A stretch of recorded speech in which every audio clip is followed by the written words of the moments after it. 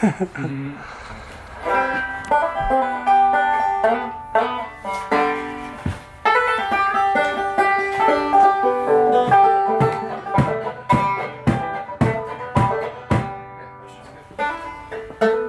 Finish this. Wow.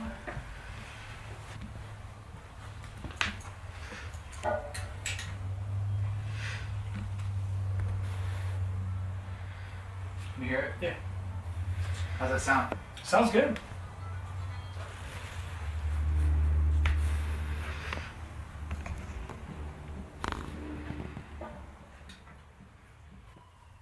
I'm Badfoot, and this song is called Stone's Throw.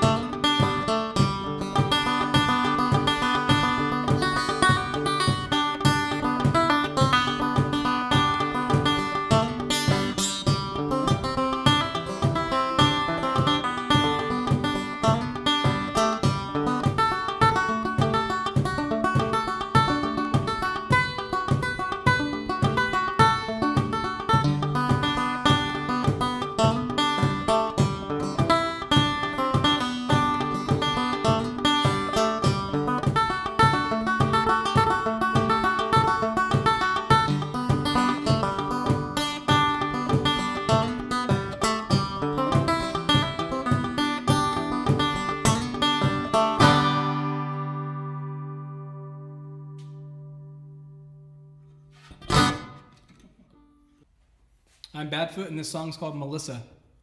And hey, Melissa, I'm sorry I missed ya. You were barely your sister.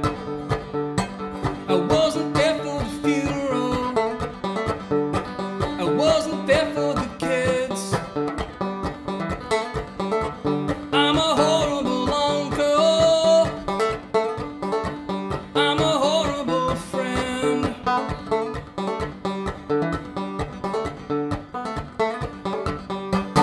I know you're sitting with Grandma.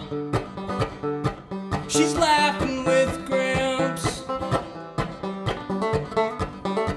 Give Nick a helmet before he skates any ramps. So I guess that I'll pray that I see you one day, that you forgive me for running away.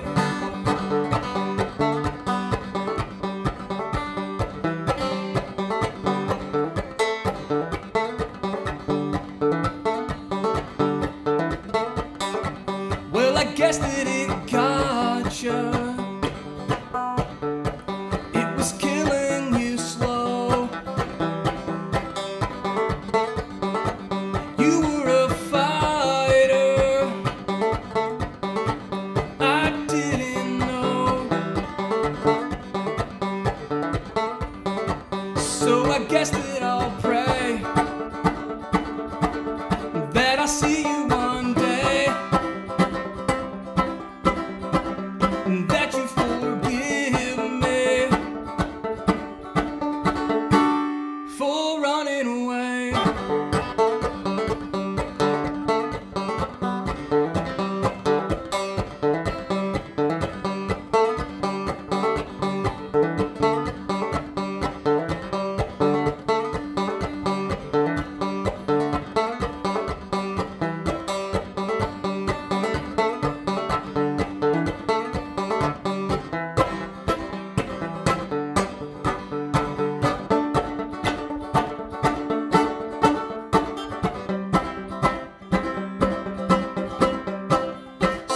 I guess that I'll pray that I'll see you one day, and that you forgive me for running away.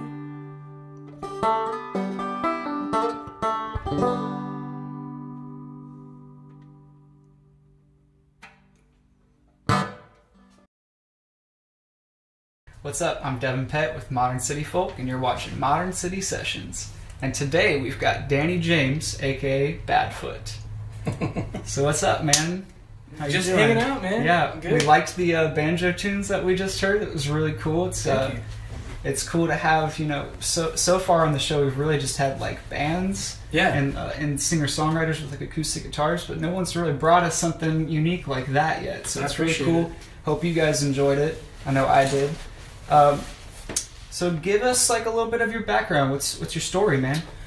Yeah, I grew up in the Pacific Northwest, little podunk town about 45 minutes south of Portland, Oregon. That was basically slathered with, I don't want to talk too bad about it, but, slathered with the typical small town racism, and chauvinistic mentality, that kind of thing. So I grew up there, and as soon as I could, I went to the city because obviously I just, even at a young age, just didn't feel right about it. So Yeah. I grew up there, and traveled all over the place when I hit 18, and learned how to work on guitars, and I was a guitar tech for pretty much my entire 20s. Worked at a banjo factory for a long time, and that's pretty much where the banjo came into play. Yeah. Grew up on punk rock, and as soon as I started making banjos, I thought, well, shit, this is more punk rock than punk rock. The banjo is like the most punk rock instrument, Interesting. in my opinion. Yeah, at the yeah. time, I think it's really cool that you're bringing like the punk rock vibes to, the banjo vibes to punk rock, I should say. I think that's kind of unique. Yeah. Like people aren't. I can't say people aren't, because people are, but like a lot of people aren't really thinking outside the box like that with cross genre stuff. Mm-hmm. So it's like really refreshing to see that somebody's like coming at it from their own perspective, Yeah, and for bringing sure. their background to it. Yeah, I mean, growing up listening to punk rock, it's like Dropkick Murphys, Mm-hmm. and Flogging Molly. Those were like bands that, those were like the only punk bands I knew of that had banjo in it. Yeah. And I didn't even realize that's what it was until later on, And, I didn't even realize that, to be perfectly honest. I didn't know there was banjo in that music. Yeah. It's like the banjos, it came from Africa. The banjo came from Africa. They would take gourds and they would hollow them out, and they would basically put a stick on it and gut strings, and they would play it.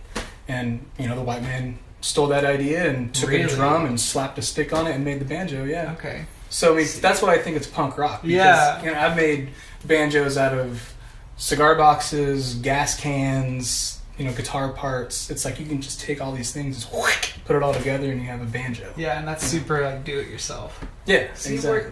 we're educational here at Modern City Folk. At Modern City That's Sessions, we're trying to teach you stuff.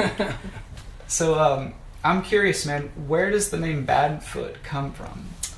What's the origin of that? So the name Badfoot came from a time that I broke my foot. Years ago, I was playing a gig, and at the end of the gig, everybody was walking off side stage, and I just so happened to be impatient, and I jumped off the side stage at an outdoor festival. Mm-hmm. And the stage is probably 5 feet high, and I jumped off of it, so I could have been 8 feet up in the air, and I landed on my foot, and I was doing some ninja move in the air or something. Yeah. And Exciting. shattered my heel, broke my ankle, tore all the ligaments in my foot, a bunch of crap. And so, so someone, when that happened, called me Badfoot, and it stuck. Everyone started calling me Badfoot. But the funny thing is I have Native American in my blood, and so for the longest time I would go by Badfoot James, and people just assumed that once they found out I was Native American, so his name must be Badfoot. Yeah, okay. Makes sense. Yeah, so that's where the name Badfoot came from. Cool. Do you have anything coming up that you're working on that you want to tell the audience about?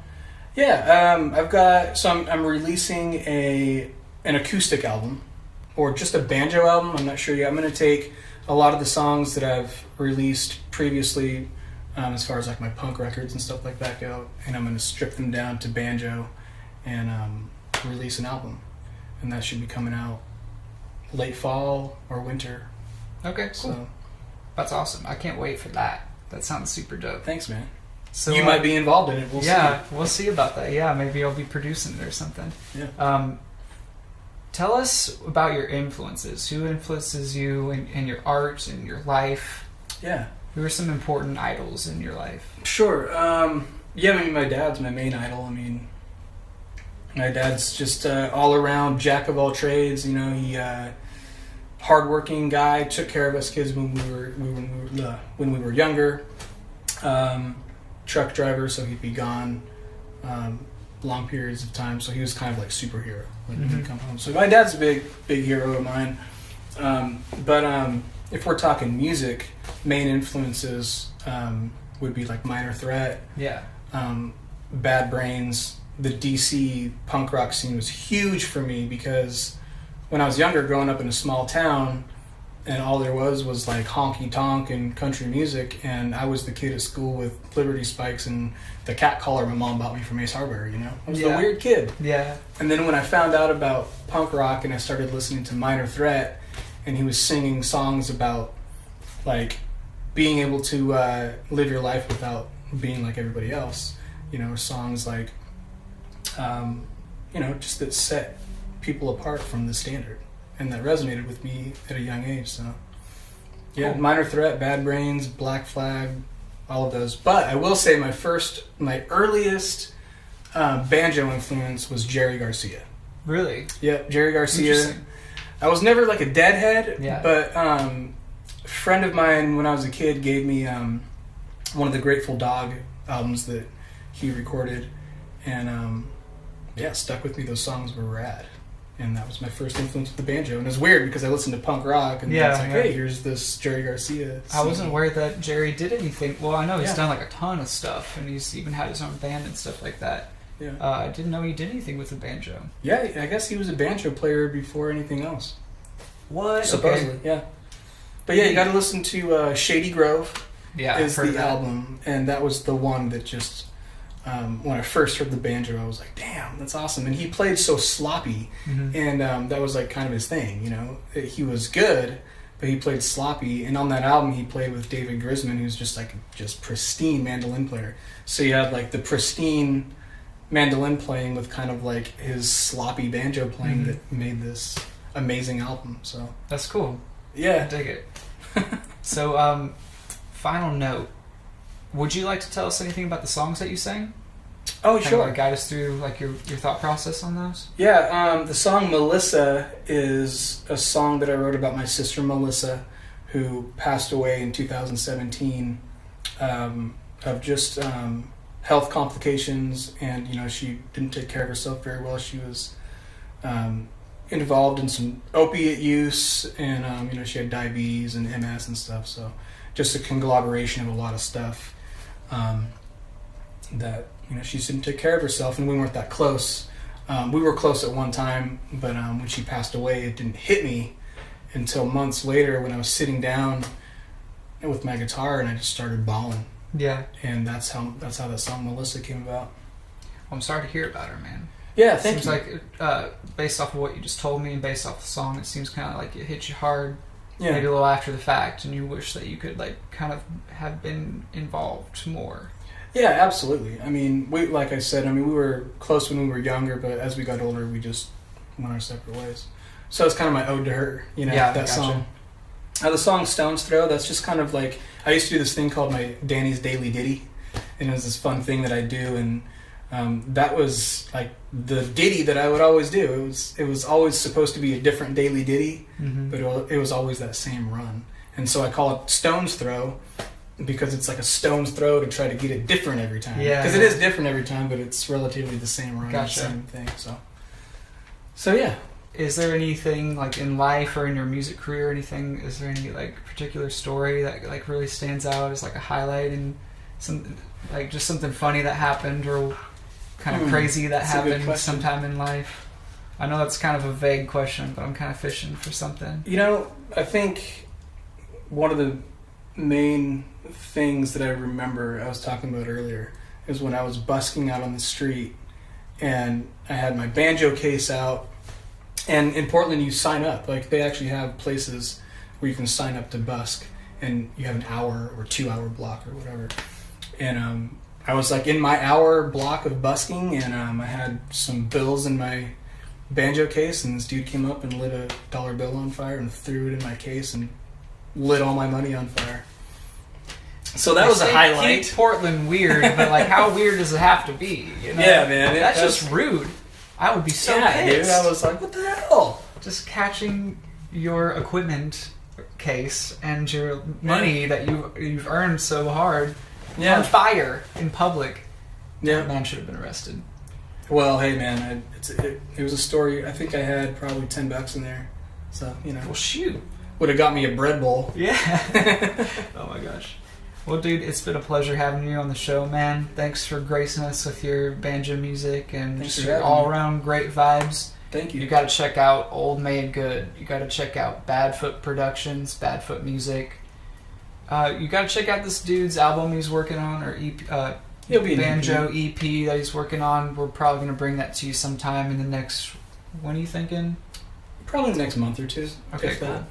Yeah, so we got things coming at you, and yeah, until next time, you've been watching Modern City Sessions, and this is Badfoot. Peace.